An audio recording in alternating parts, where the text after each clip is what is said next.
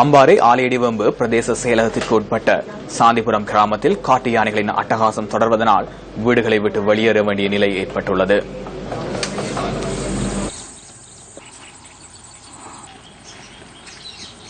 பச்சை பசேல் என வயல் நிலங்களால் சூழப்பட்டு இயற்கை எழிலுடன் காட்சியளிக்கிறது அம்பாறை சாந்திபுரம் கிராமம்.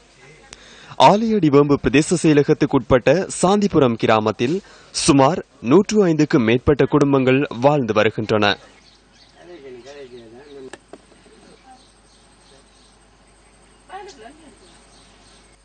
இரவு வேளைகளில் உயரமான மலை உச்சியில் சிறு குடிசைகளை அமைத்து இரவை கடத்த வேண்டிய நிலைக்கு தள்ளப்பட்டுள்ளனர் சாந்திபுரம் கிராம மக்கள்.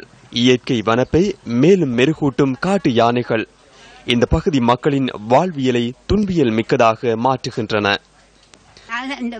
இடம்பெயர்ந்து போய் நாங்க பிரச்சனைகளை வந்து ஆனை கரைச்சல் எங்களுக்கு இருக்கல. நாங்க ஆனை வீடு 2-3 தரம் கட்டி உடைஞ்சு போயிட்டு ஆனை உடைச்சு இப்ப உடைச்சிருக்கு. நாங்க கட்டல அப்படியே கிடக்கு.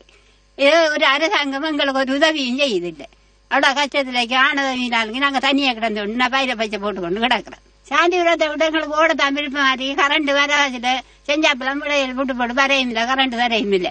சரியான பயங்கரமா இருக்கு எங்களுக்கு. இருக்கலாமலுக்கு இருக்கு. என்னடா உதவி செய்யறதுக்கு செய்யுங்க. மின்சார வசதியற்ற சாந்திபுரம் கிராமத்தில் யானைகளால் உடைக்கப்பட்ட வீடுகளில் முட்டுக்கட்டைகளை தாங்கிய கூரை வீடுகளில் அநேகமானோர் வசித்து வருகின்றனர்.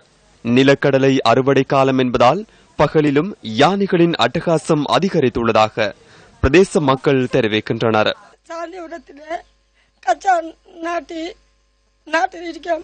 கச்சா நாட்டி அந்த தொழில் தான் நான் செஞ்சு பிள்ளைகளை கஷ்டப்பட்டு வளர்த்து கொண்டிருக்கேன். யானை வந்து எங்களோட வீடெல்லாம் முடைச்சி எங்களோட தம்பிக்கு படிச்சு தம்பில கால் கையெல்லாம் முறிச்சு இப்ப இவங்க தம்பி நடக்க இல்லாம முடை ஒரு சிறு கடை ஒன்று வச்சு கொண்டாடுறாரு. கச்சானெல்லாம் வந்து யானை சப்பித்து போகுது. 2-3 நாங்க நாட்டின பயிரெல்லாம் சோழனை மலிச்சு கச்சானெல்லாம் மலிச்சு யானை வைத்து விவசாயத்தை ஜீவனோபாயமாக கொண்ட சாந்திபுரம் கிராம மக்களுக்கு உரிய தீர்வு வழங்கப்படுவது எப்போது?